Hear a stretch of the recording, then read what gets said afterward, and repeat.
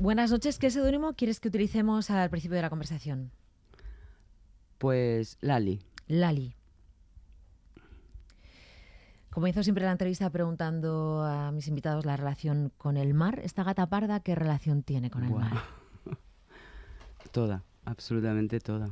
El mar para mí es familia, es origen, es... El otro día pensaba, ¿no? Digo, es que el mar es como el líquido amniótico de la tierra, ¿no? Sin mar nos moriríamos.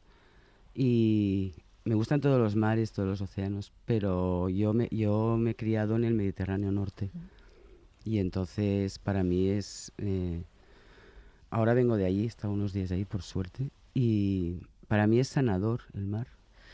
¿Tú cuando miras el horizonte te haces preguntas? Sí, o más que... sí, me hago muchas preguntas, me cuestiono muchas cosas. Me cuestiono que somos muy poca cosa ante esa inmensidad, ¿no? Y, y me cuestiono que tenemos que ser más humildes, ¿no? En todo. Qué gusto.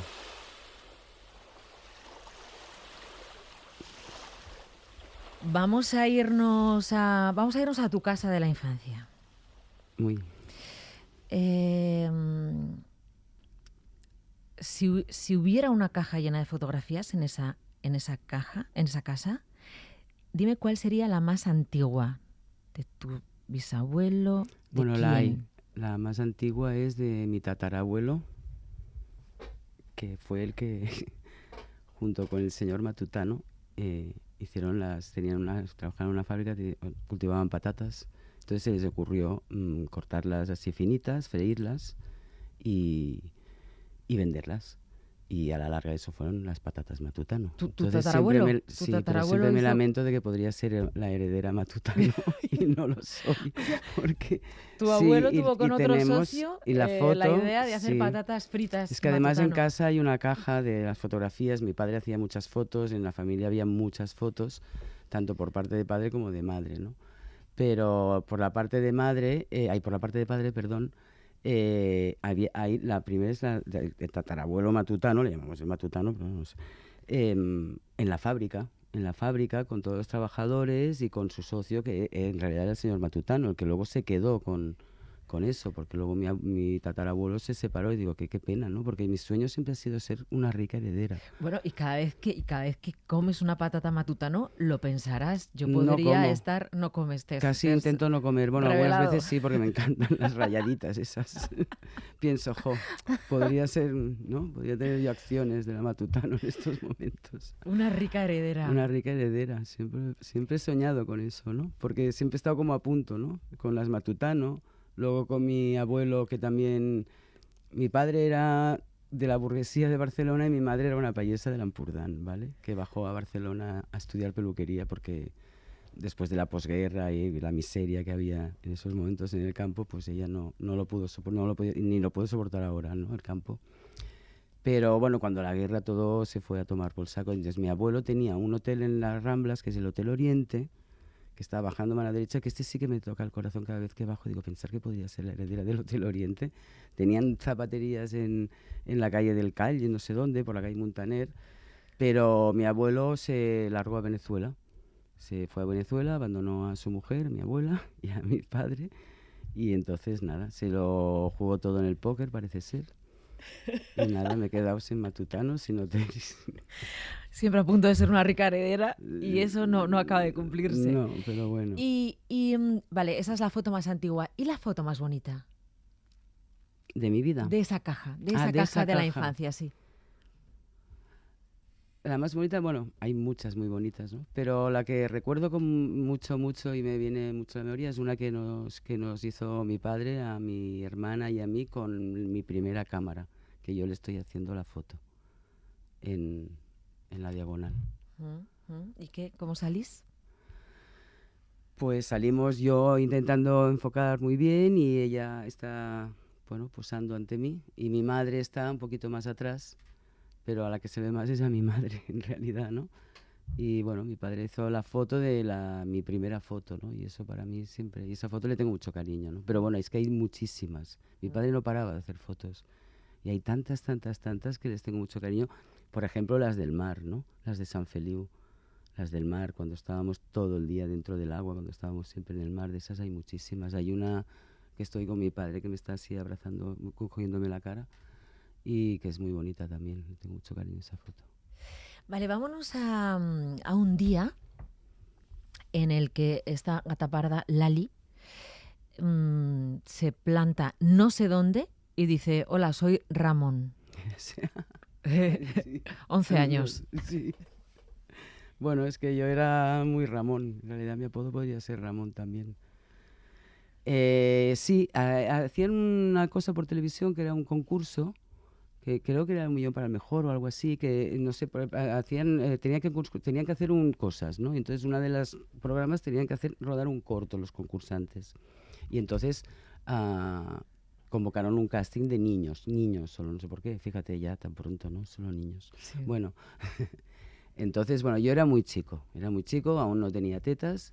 Y era mi padre siempre había pensado que yo iba a ser un niño y no salió, y no sé por qué, por el tema. Entonces yo realmente era muy chico, ¿no? En el cole, por ejemplo, cuando pues los niños se metían contigo, lo que fuese, yo no tenía ningún problema, yo les pegaba una patada en el estómago, así directamente, si me agredían o si... Y me gustaba jugar al fútbol, me gustaba hacer muchas cosas así, más de chico en ese momento, ¿no? Y entonces, bueno, como que el casting, yo dije, ay, vamos a mi madre, vamos. Y nada, pues fuimos allí.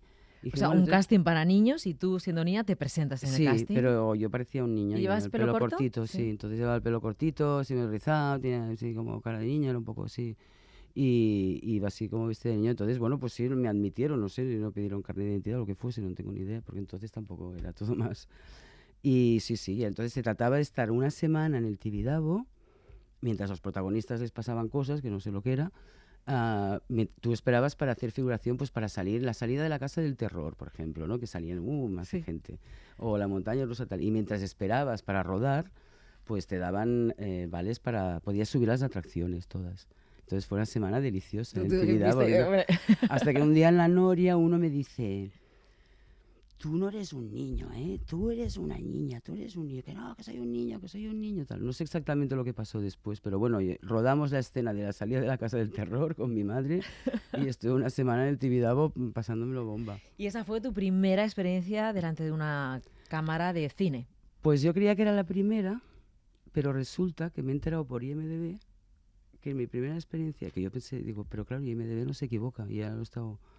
que mi primera experiencia, porque yo pensé, se han equivocado, es a los 4 años en un spaghetti western. Y yo digo, no puede ser, porque en el año 62, 64, pues yo tenía 4 años. Pero es que resulta que ahí en Barcelona había mucho cine, había muchos estudios. Cuando yo empecé había un montón de estudios, se hacía mucho cine, se hacía mucha figuración y se rodaba mucho en exteriores, en las calles.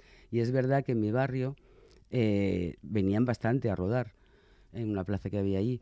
Entonces yo le pregunté a mi madre, digo, mami, ¿a ti te suena cuando bajábamos los rodajes que te cogían para hacer figuración, para pasar por allí o lo que fuese, que en alguna de estas películas yo hablara o dijera algo? Porque si no, no ¿sabes? sales, claro. ¿No? Y entonces me dice, no sé, tal, no se acuerda. Yo tampoco me acuerdo. Pensando, me viene un poquito a la memoria, pero muy difuminado. Sí, la plaza y que íbamos a los rodajes, pero sí, que era uno del oeste, pero no lo tengo muy... No lo recuerdas en absoluto. Y además no he absoluto. visto la película. Digo, tendría que conseguir ver la película para ver si me veo allí diciendo algo, ¿no? Bueno, pero tú estudias teatro. Sí. Y Derecho. No sé si antes teatro o No, Derecho empecé o Derecho. cómo fue. Empezaste Derecho. Empecé Derecho, pero lo dejé enseguida. ¿En casa llegaste a decir quiero dedicarme al teatro? Sí, pero primero me dijeron, a ver, primero, o sea, esto del teatro no lo tenían muy claro, en casa tampoco. A ver, yo empecé a estudiar Derecho, luego me matriculé en el Instituto del Teatro con 16 o 17 años, ahí mismo hay pantomima, y mientras tanto por las mañanas he trabajado en 50.000 cosas, y una de las cosas que sí hice fue apuntarme a una agencia para ir a rodajes de figuración, pero no porque quisiera hacer figuración, que lo tenía muy claro que no quería hacer figuración, sino para conocer cómo eran los rodajes, ¿no? Porque en casa no había nadie vinculada al mundo del cine, salvo la afición, La de la afición de la fotografía y al padre. cine que tenía Al mucho cine. mi padre, que íbamos muchísimo, muchísimo, muchísimo, pero no, de que alguien trabajara, no. Mi madre, que es un poco así actriz natural, aunque ella lo niegue, pero no, así profesional no. Entonces yo pensé que quería conocer, quería saber, aprender cómo era en un rodaje, porque en el Instituto del Teatro no aprendes con un rodaje y los cables y eso, y la cámara y lo que es, ¿no?, el cine. Y entonces me apunté a una agencia y enseguida me empezaron a salir pues Anuncios anuncios y muchos, porque cosas. en Barcelona se hacía mucha publicidad en esa época y entonces hacías... Bueno, uno de los que hice fue con Lluís Omar. Es que ahí sí que paso, cada vez que paso por la casa, delante de esa casa, digo, mira, me viene. Que era de zumos de limón pulco. Y es una masía que cuando tú pasas yendo a San Felipe, pasas siempre, la ves esa masía, ¿no? Y entonces me acuerdo que plantaron así muchísimos limoneros falsos y, y entonces, bueno, pues el Lluís Omar estaba ahí con los limoneros y yo salía y le decía, Joan, vine a capa taula, ¿no? Ven para camisa, así, claro. ¿Y Lluís Omar se acuerda de ese anuncio? Sí, claro, Sí. que se acuerda, sí, que se acuerda. Hice algunas cuantas, hice también de magdalenas de aso, fíjate. Y luego hice Solo te faltaba hacer de patatas matutano para que ya el círculo se cerrara completamente. ¿Te imaginas? Bueno, el top de los tops de publicidad para mí fue que entonces a esto se le da mucha importancia y era como una cosa un poco inalcanzable para los que éramos de ahí, que fue hacer de ser Burbuja Freixenet. Y eso fue como Hombre, el top de los tops. total. En el anuncio de Shirley MacLaine y Miguel Bosé. Y eras Burbuja Freixenet. Sí, Burbuja Freixenet. Sí, estoy muy orgullosa de ser Hombre, Burbuja. Sí, era sí, sí. el anuncio más esperado de Claro, la Navidad. claro. Y además era un rodaje impresionante, ¿no? Porque estuvimos como 2 semanas en un hangar de ahí del Prat del Llobregat, mientras estabas ensayando, porque era burbuja acrobática. Entonces tenía que ir encima de un avión, teníamos que hacer como volteretas, y entonces mientras se preparaba todo y las burbujas, las otras bailarinas y esto y lo otro, pues tú estabas ahí fuera ensayando en la colchoneta, esto, lo otro. No, fue genial, claro. Y fíjate, estabas empezando. ¿Cuándo vienes a Madrid? ¿Cuándo decides, no sé si lo dejas todo, te vienes a Madrid, no sé si te sale un casting y vienes a Madrid? O sea, ¿cuándo haces el viaje de Barcelona, entiendo, Sí. a Madrid? Bueno, yo había venido bastante a Madrid porque me gustaba mucho Madrid, intentaba venir a ver los veranos de la villa y estas cosas. Y nosotros escuchábamos mucho Radio 3, un programa de Rodolfo Poveda que se llamaba Trópico Utópico, y amábamos y al final nos invitaron a venir, nos invitaron a un concierto de Caetano y todo eso, pero eso era antes de decidir venir a Madrid. Yo decido venir a Madrid así en serio cuando ya llevo mucho tiempo haciendo figuración, trabajando en 50.000 cosas y estudiando secretariado jurídico, porque dejé derecho pero estudié secretariado jurídico. Me puse a trabajar en una, ¿cómo se llama esta? En una gestoría, que las odio, con la condición que para mis padres decirles, bueno, voy a trabajar y voy a ver realmente, tengo que comprobar si realmente a lo mejor, bueno, pues yo noto que es lo mío y me quedo en la gestoría toda la vida. Y entonces sí, me puse a trabajar en la gestoría esta, haciendo plusvalías, que pues, es como un trauma que tengo. Y aguanté un año. Mientras tanto iba haciendo bastantes cosas de figuración. Ya la figuración al final me empezó a salir ya figuración con frase, con José Antonio de la Loma en una serie que hacía Viriato con Simón Andreu y Mercedes San Pietro. Luego Ángel Casas también me cogió de figuración con Selecta, ¿no? Pero bueno, yo estaba en la gestoría hasta que ya un día lo sentí.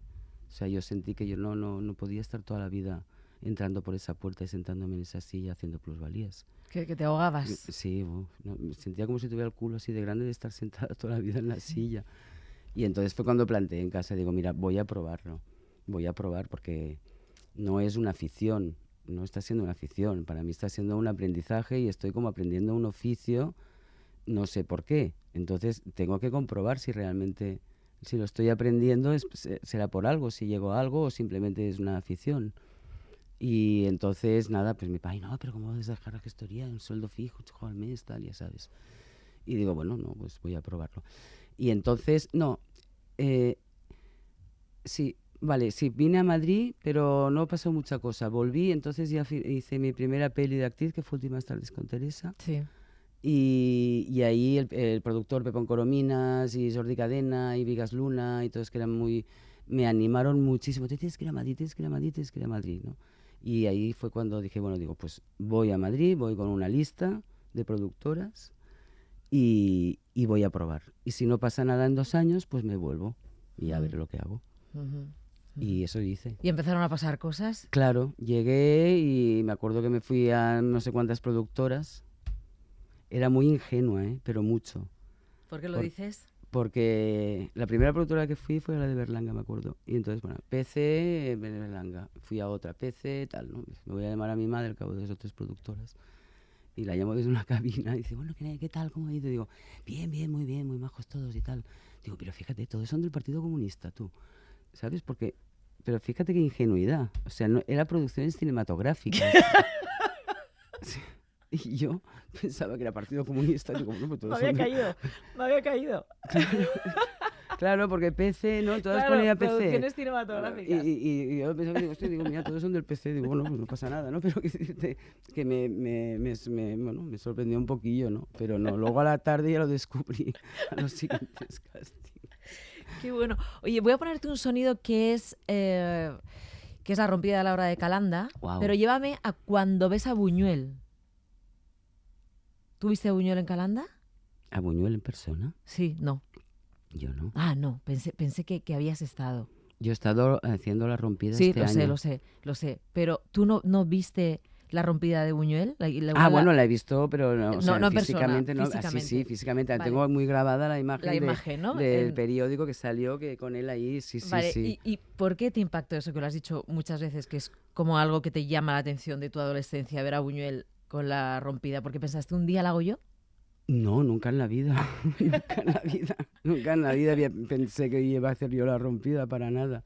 Pero tengo muy presente la rompida de Buñuel porque era la época que mi amiga y yo, que vivíamos juntos, éramos cinéfilas, estábamos muy buñuelianas, ¿no? Buñuel era como lo más para nosotras. Y estábamos leyendo El último suspiro, todo eso.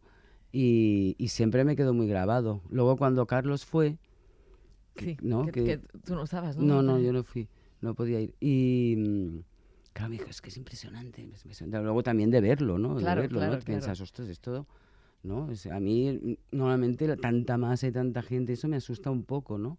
Pero en este caso son tambores, no es el chupinazo, ¿sabes? O el tomatazo, sino que son tambores, un sonido absolutamente ancestral, es un sonido que es un repique ahí de tambores que tiembla la tierra, ¿no? Vamos a ponerlo.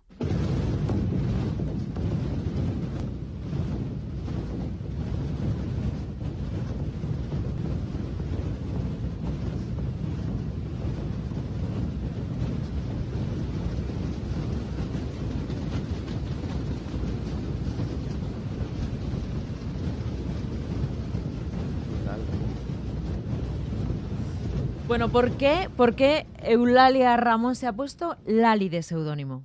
Bueno, yo no me lo he puesto, ¿eh? Me lo han puesto. ¿Quién? Pues mira, me lo han puesto en el cine, en los rodajes. Me lo pusieron ya al principio de llegar a Madrid. Bueno, en Barcelona alguna gente me llama Lali, algunos amigos sí. Pero... ¿En casa no? ¿Tu madre no? Bueno, ahora mi hermana y es que me empiezan a llamar Lali, pero se me hace muy raro. ¿Ah, sí? Sí, porque como siempre... Y no, mi madre es Eulalia. Mi madre no. De vez en cuando mi madre me llama Lalia, que me gusta mucho. Lalia. Pero Lali fue un poquito porque en los rodajes todo el rato te tienen que llamar. Entonces, y a mí me tenían que llamar mucho al principio porque me escaqueaba, me iba aquí, allí, a ver, ¿no? Yo qué sé, a cámaras, a tal.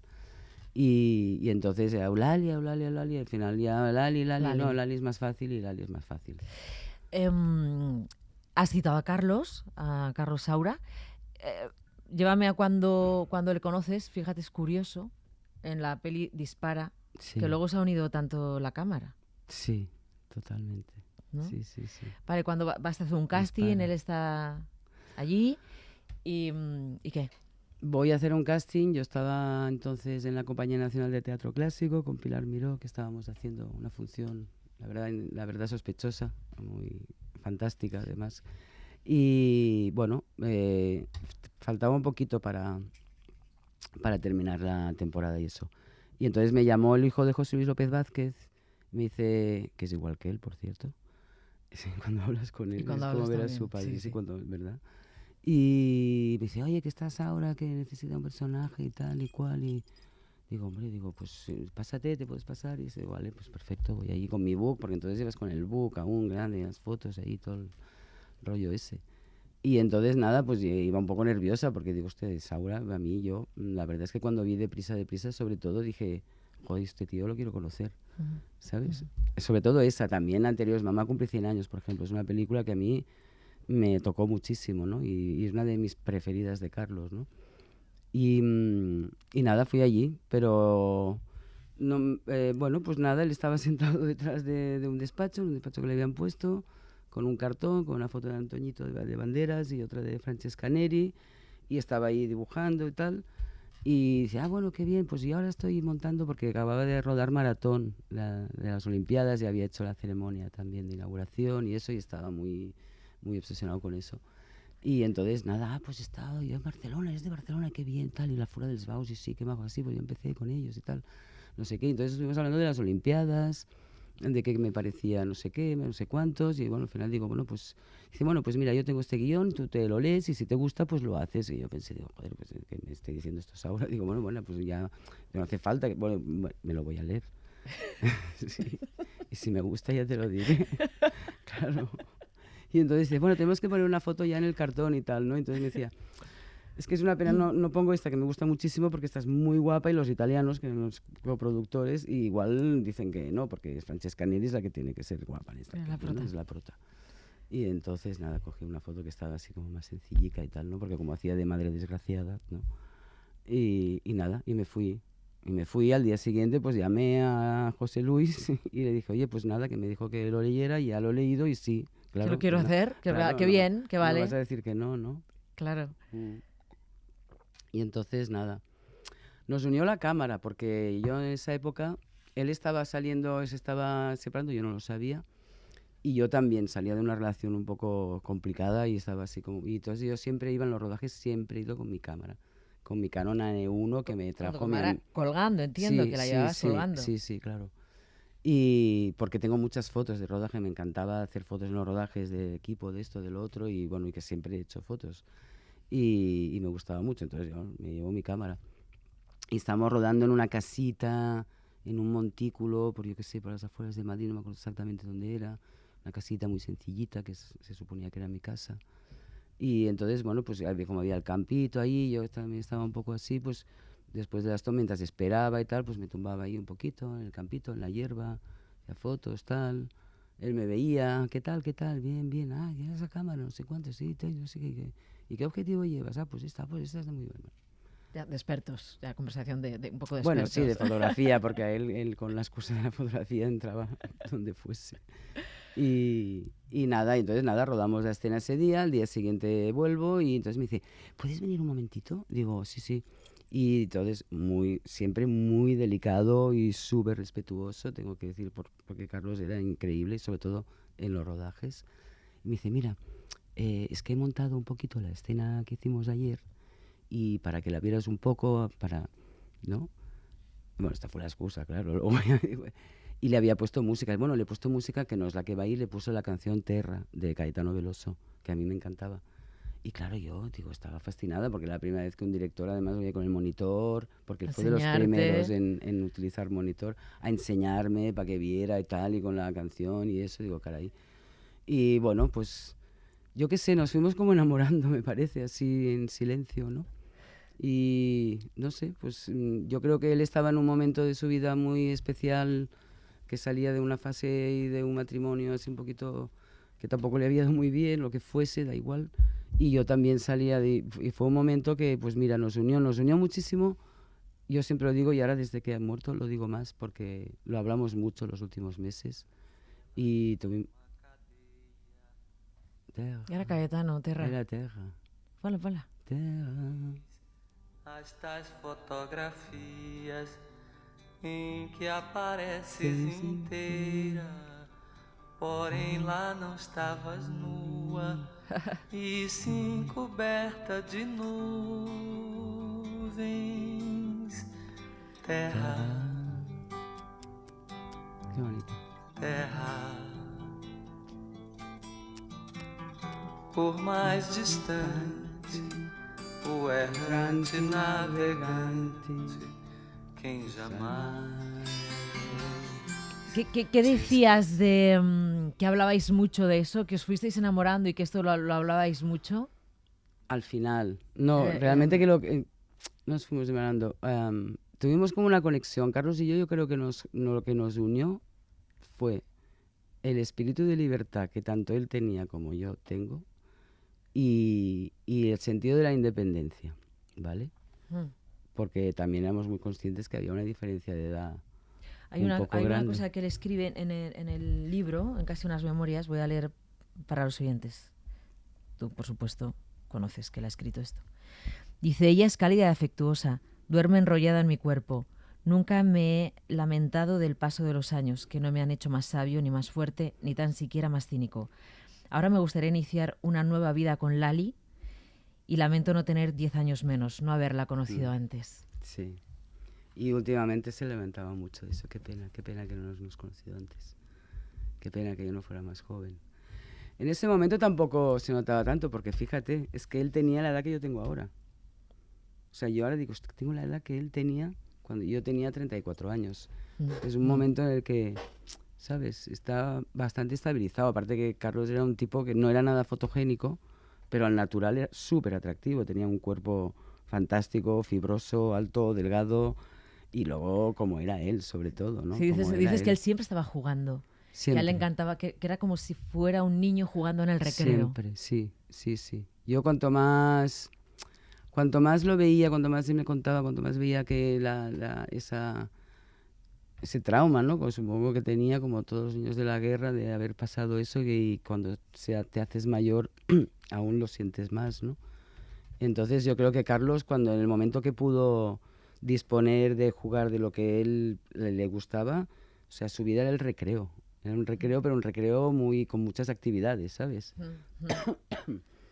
Y todo era un juego, y cualquier cosa cotidiana se convertía porque bueno, pues por su manera de ser, por su cabeza tan absurda a veces, pero tan genial, ¿no? Y bueno, y tantas cosas, ¿no? Porque es que era un tipo que no paraba, es un dibujo tal, no sé qué. Perdón. A veces a lo mejor discutíamos un poco tal, no sé qué. Nunca te pedía perdón, nunca te decía, ay, mira, lo siento, tienes razón, ¿no? Pero venía con un dibujito. El último dibujo que me hizo, muy bonito, es un dibujo que es una cara de eso que hacía él con el pelo rizado, con un mar abajo, y pone Lali añora el mar, porque él sabía que yo añoraba mucho el mar. ¿Tú no sentiste, has dicho que erais muy independientes los dos, él lo dijo también cuando fue Gato Pardo, decía, yo necesito una soledad compartida. ¿Tú no sentías o no tuviste miedo a perder el lugar que ya tenías ganado en el mundo del cine al estar con alguien como Carlos Saura, que ya era un director tan prestigioso?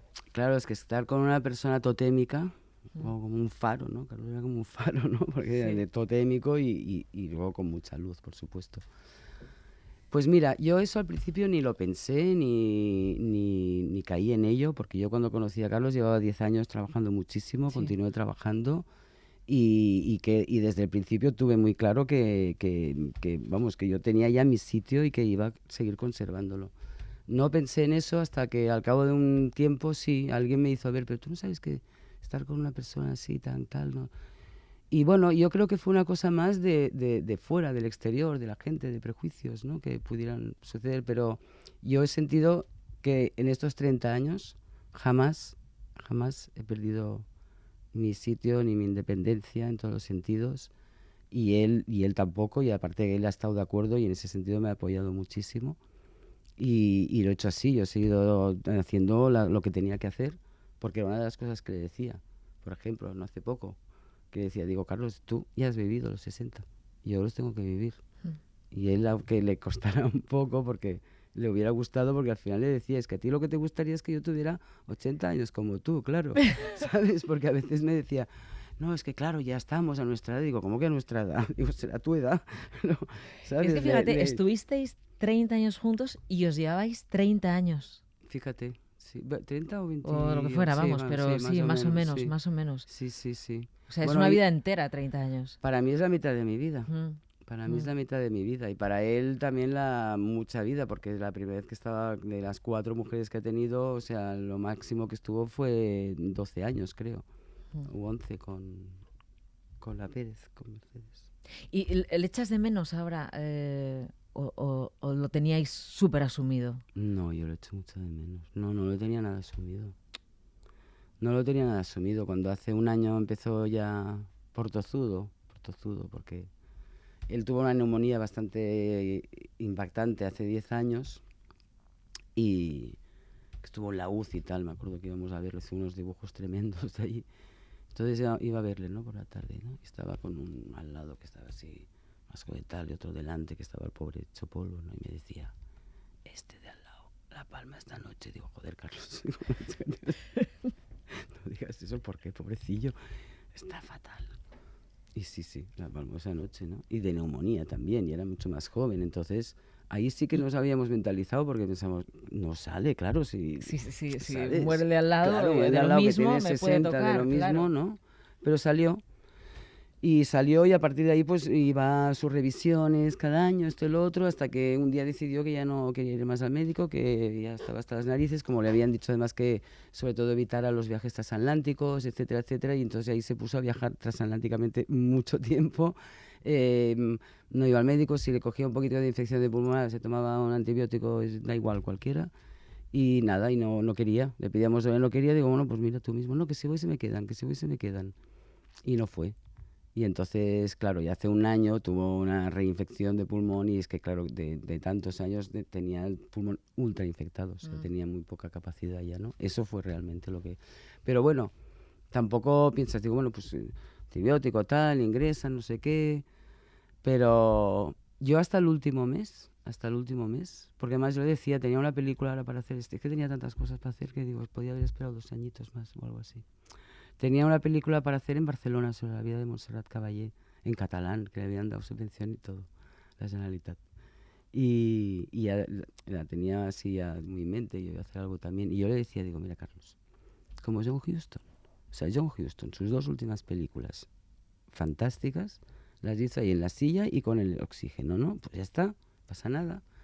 Y si no, ahora mismo también, pues de repente desde casa, yo qué sé, ¿no? Pero, sí, que estabas convencida de que sí, por un lado me adelante. daba un poco de cosa, porque también él, sobre todo, tenía muchísimo pudor y no podía soportar que tampoco que le vieran así un poco, que tampoco estuvo tan mal, ¿eh? Porque hasta el último momento, aparte de conservó la cabeza de una manera, o sea, una lucidez impresionante, físicamente no llegó, por suerte no llegó a un deterioro de decir, usted se está muriendo, incluso la cara, no tenía una mirada. ¿Y tenía miedo a la muerte o bromeaba con la muerte o qué hacía con la muerte? Bueno, yo creo que le tenía un poco de bastante respeto y bastante miedo, pero a la vez también era muy parte de su vida, ¿no? Porque sus padres y todos sus hermanos ya no estaban, era el único que quedaba de la familia. Su hermana pequeña, mucho más pequeña que él, murió hace 3 años y María Ángeles siempre decía, es que Carlos ha llevado a la salud de la familia, ¿no? Y él tenía un poquito de complejo con eso porque es verdad. Y sí, bueno, él la notaba cercana, pero no... Pero luego en el momento en que se vio mal, realmente se agarró a vivir, pero también ya nos dijo que no quería sufrir y que no quería llegar. Entonces, bueno, este fue un poquito el que quizás más miedo, ¿no? que yo podía tener, que el de decir, hostia, es que ¿cuánto va a estar así? O sea, ¿va a estar 1 año? ¿Va a estar 2? Y yo y Carlos no, así no. No quería. No. Y se muere el día antes de los Goya. Sí, bueno, yo creo que es que él, de verdad, es que, bueno, yo es la sensación que tuve, fue bastante impresionante los últimos días, ¿no? Y estábamos él y yo solos y yo estoy convencida, ¿no? Que él en sus películas lo que tenía muy claro, siempre firmaba, era el final cut, ¿no? El corte final, que normalmente siempre lo dejan para los productores para arreglar. Y él tenía muy claro que siempre las películas se terminaban él. Y yo creo que tuvo muy claro que él quería terminar su vida ese día. Y la terminó. Y él siempre renegaba del Oscar, del Goya. Pues decía, no, el Goya porque solo se lo dan a moribundos y salvo Antonio Banderas o 2 más, siempre todos los que se me están ahí medio moribundos, yo no quiero el Goya, tal, no sé qué, no que me lo den por películas, que uno esté haciendo películas, bueno, etcétera. Y efectivamente, no lo recogió moribundo. Efectivamente. Y luego él, bueno... ¿Él vio tu corto? Él vio... Sí, él vio mi corto y bueno, y supo de los primeros 4 premios.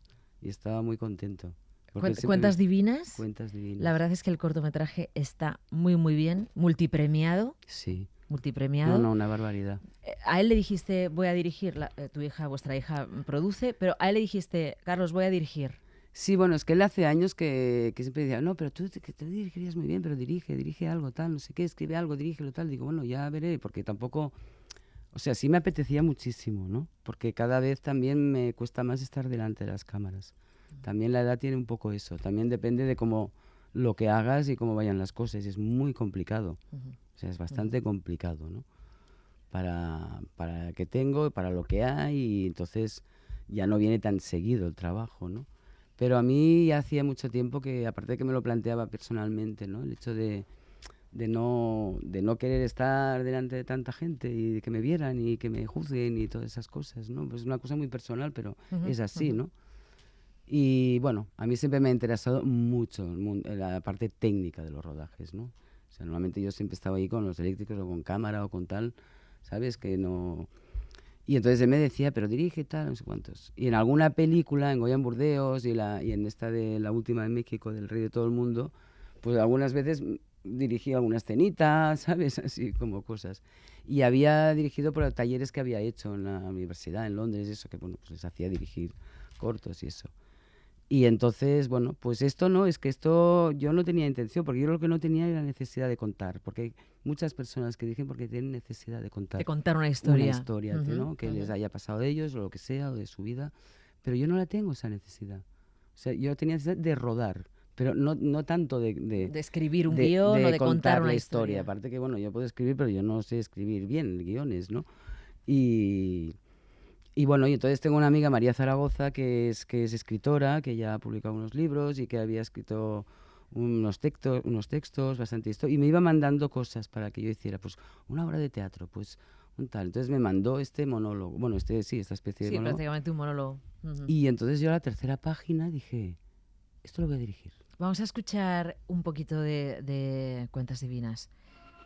Comprenderás que una en el siglo XXI, además de ecologista, que he vuelto a comprar a granel, como mi abuela. Una tiene que ser moderna, trabajadora, chic, estar a la orden del día en cuanto a ansiolíticos y antidepresivos se refiere. Porque es casi no hay quien viva. Que si tienes que ser madre antes de cierta edad. Que si no, que por si acaso congeles óvulos. Bueno, que eso duele, que eso no te lo dicen. Que no puedes renunciar a tu vida laboral, pero tampoco a tener una familia. Que cuando tienes las 2 cosas, resulta que te tienes que empoderar sexualmente o no sé qué hostias. Y cuando tú crees que te has empoderado, resulta que estás absolutamente equivocada porque eres monógama. Tócate el coño. Tócate el coño. Celia Frejeiro está...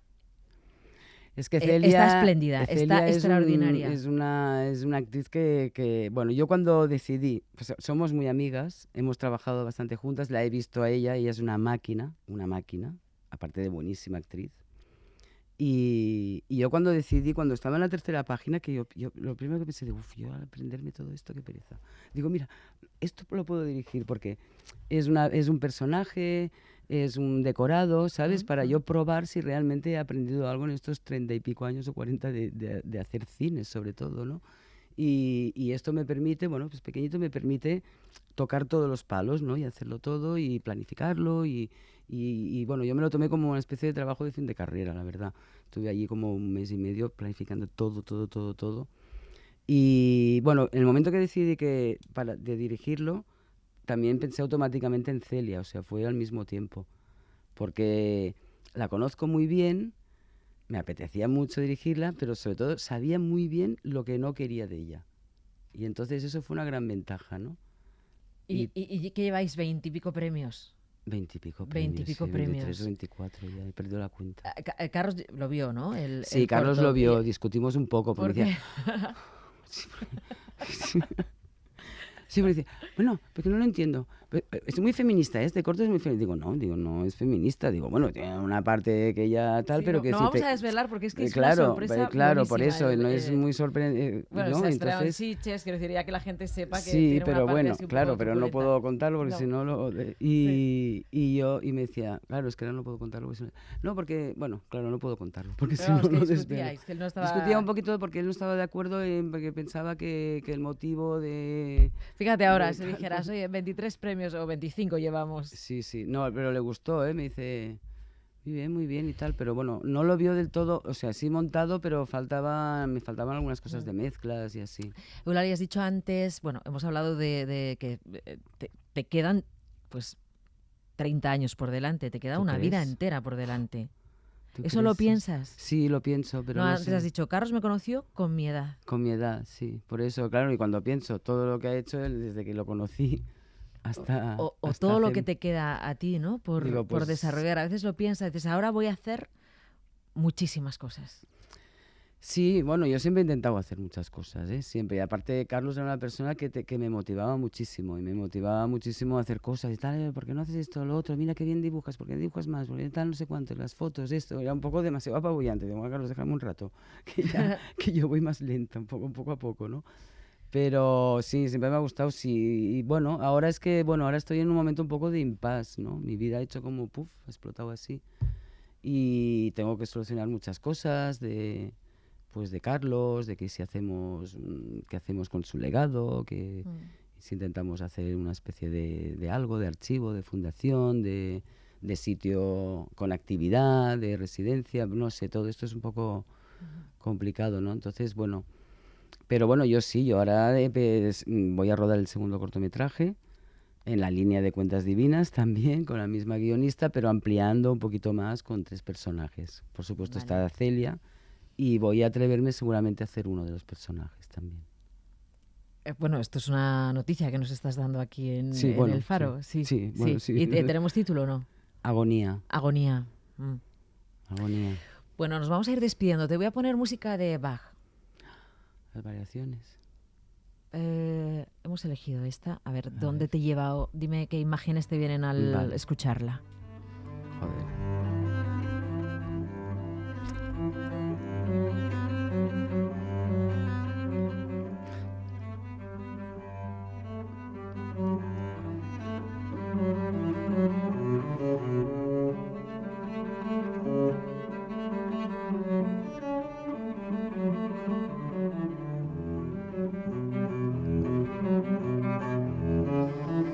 ¿Qué estás viendo? ¿Qué estás viendo? Pues mira, estoy viendo al final todo es Carlos. Estoy viendo a Carlos escuchando esta música siempre, pero en las películas. ¿Es en Goya en Burdeos o es en Goya en Burdeos, verdad? Estoy viendo a Paco, estoy viendo el decorado de Goya en Burdeos y lo mágico que fue. Te estás viendo a ti. Sí. Hablando lento delante de Goya, que estaba sordo, claro. Claro, es que estaba sordo, pero es que luego Carlos me falló porque... Y digo, bueno, pues estás sordo, voy a hablarlo un poco así. Sí. Pero luego no le dijo a otros actores que hacían otras cosas que le hablaran así. Entonces quedaba un poco como raro. Digo, pero soy la única que uno y otro más me parece que le habla así. Sí, Goya en Burdeos es que es súper especial esa película. Es que Goya en Burdeos es mucho Carlos. Es muy él, ¿no? Ahora la pasaron hace poco, estuvimos en el Museo del Prado en la sala de pinturas negras, haciendo la tertulia con Elena Sánchez. Y la verdad es que Carlos, sí, escribe sobre Goya, pero es que él ha tenido una muerte muy parecida, ¿sabes? Ha tenido todo lo que él... Porque en Goya él reflexionaba mucho sobre la muerte, ¿no? Sobre el final de la vida, sobre el espiral, él sobre el espiral lo tenía muy... Y entonces la reflexión, ahora me he dado cuenta, ¿no? La reflexión que él hace sobre la muerte, sobre los últimos años de la vida, sobre la vejez, es un poco él, ¿no? Y al final ha tenido una muerte un poco parecida, ¿no? Una muerte, bueno, pues muy al final de su vida, haciendo muchas cosas y rodeado también, ¿no? De su arte, de todo. Eulalia, si sobre esta música con la que ya nos vamos a despedir le vieras en una imagen que te trae muy buena vibración? No sé si en casa, en su estudio o en su porche, rodeado de sus cosas, o cómo, ¿cómo sería? Pues sería, que siempre la veo esta imagen, cuando él bajaba, le gustaba mucho bajar a Madrid, le gustaba mucho coger el tren, coger luego el metro, se sentía muy satisfecho de sí mismo, porque tú no entiendes, porque tú no coges el metro, entonces no sabes. Digo, bueno, ya lo cojo a veces también. Y cuando volvía, ¿no? Cuando volvía con esas zancadas, ¿no? Que andaba así, pam, pam, pam, y tan recto, y siempre volvía con algo, ¿no? Porque siempre venía pues o se iba de excursión, se cogía la furgoneta y se iba de excursión por Campos de Castilla a hacer fotos y tal, se pasaba por Talavera y se traía una vajilla, por ejemplo, ¿no? O mis cumpleaños al principio, que siempre el día de mi cumpleaños, que él no era muy de estas cosas, porque era de dibujos y cosas, pero mis cumpleaños siempre me regalaba rosas según los años que cumplía. Entonces esa imagen de él, sobre todo cuando estoy ahí en Collado, es que lo veo, ¿no? Lo veo allí. Lo veo mucho, ¿eh? Lo veo mucho últimamente.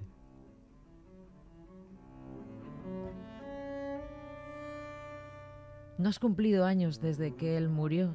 No. No, este será el primero. Este 21 de noviembre será el primero, sí. Ahora va a ser la primera vez de muchas cosas sin él. Va a ser la primera vez de muchas cosas. Sí, pero bueno.